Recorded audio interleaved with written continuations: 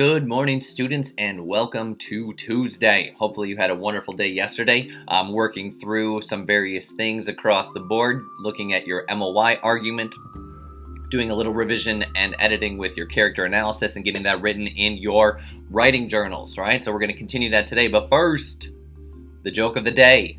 Okay, here we go. Why did the robber take a shower?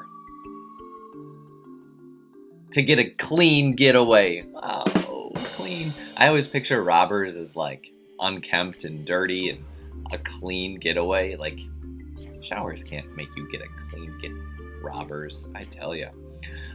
So our work for today, we're shifting a little bit. We're moving away from our technical writing when we were looking at our character analysis, which if you haven't done that yet, turn it in, please. I want to read it.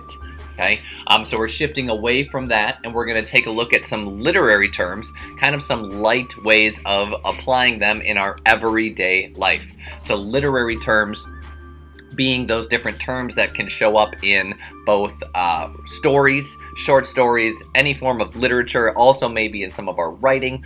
And so we're going to look at 3 of them each day. I'm going to explain them a little bit, and then you're going to find them in life around you, whether it's inside your home or if it's outside, and you're going to do a little bit of writing, giving an example of it and some other things. So let's take a look at our 3 literary terms for today. All right, so our work is going to be looking at some different literary terms and finding them in our everyday life. If you remember back a month or 2 ago, we looked a lot at literary terms. There was a big PowerPoint, Google Slides that you were working through with a big list, okay? One of the biggest things you can do is become comfortable and familiar with all of these different literary terms because they're going to show up throughout the rest of your schooling career. High school, college, beyond. And so these are any terms that can apply to your reading, to your writing, to your communication. So today, we're going to look at a few types of figurative language. Figurative language is when you describe something by comparing it with something else. Okay? It is also where the meaning or the phrase is not to be taken literally, but it is used to kind of paint a picture with your words. So we can use these in our writing, and you see them in stories and other things to make the description come to life.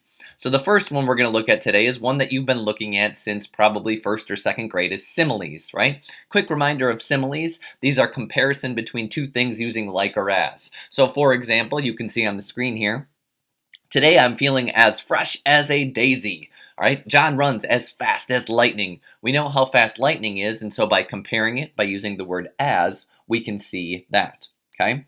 Then we're going to look at the thing that comes with it usually is metaphors. Metaphors are comparison between 2 things in which one thing becomes something else. These become a little bit more intense. So instead of saying the sun was like a gleaming pearl, the sun actually becomes the gleaming pearl. And so then you can visualize that pearl in the sky, and it becomes much stronger. As you write and become more advanced in your writing, metaphors can get very elaborate, very in-depth. They can sometimes stretch over an entire book or short story as one thing is constantly referred to in comparison to something else. So a good way to remember the difference, right? If you see the word like or as, it's saying it's kind of like that. That's a simile. Whereas a metaphor becomes much stronger and says, no, it actually is this thing.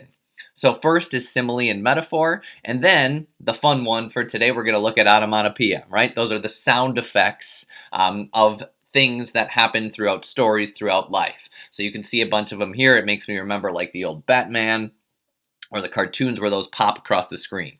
Okay?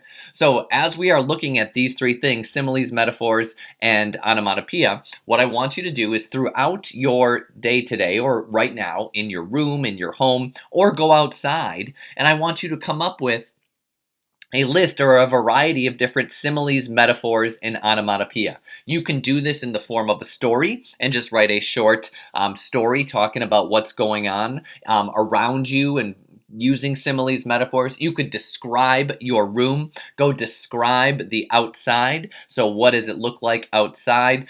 Turn different things into similes, metaphors. Add in a lot of different sound effects from there. If you can, try to bold or underline or highlight those parts that you are using. and write them right in your writing journal. Okay? And so for today, it's relatively simple. We're just looking for those 3 literary terms around us, outside, and doing some writing that brings that in. So have some fun with it.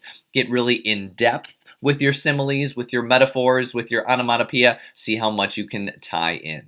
All right, students, so hopefully you're able to focus on those literary terms today, right? Maybe you can be quick as a cat with your writing. Maybe you can be cat-like. Maybe you can be a cat jumping from room to room. Or maybe you can meow like a cat. Did you see what I did there? That was simile, metaphor, onomatopoeia. This is like a really deep voice for a cat. It's kind of creepy, but oh well. Have a wonderful day. Be cat-like. Do some good writing. We'll see.